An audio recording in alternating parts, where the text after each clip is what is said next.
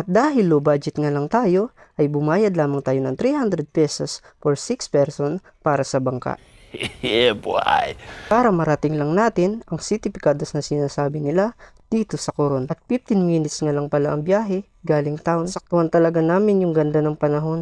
At habang nasa biyahe pa lang, tudong ngiti ng makulit na bata. Excited na nga kaming makababa dahil dagat na talaga kami. Hindi ko nga rin pala nakuhanan ng magandang video, yung kuiba na sinasabi nila.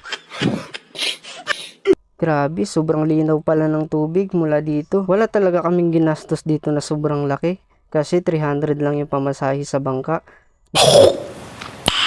Nice. Napakabait naman kasi sa 6 naming tao, napakamura lang ng singil sa amin.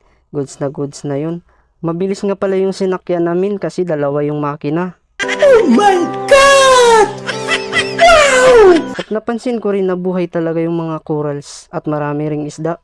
Siguro hindi ginagamitan to ng mga dinamitang pinagbabawal kasi nga binabantayan. Maganda rin itong akyatin kaso hindi pwede. Pinagbawalan din kami nung nagbabantay kasi raw baka raw makita namin ang anting-anting ni Barabas. At paglapag namin, grabe, napakasimple lang talaga. Wala lang siyang malilungan. Mainit nga lang. Pero maganda yung tubig at malinaw.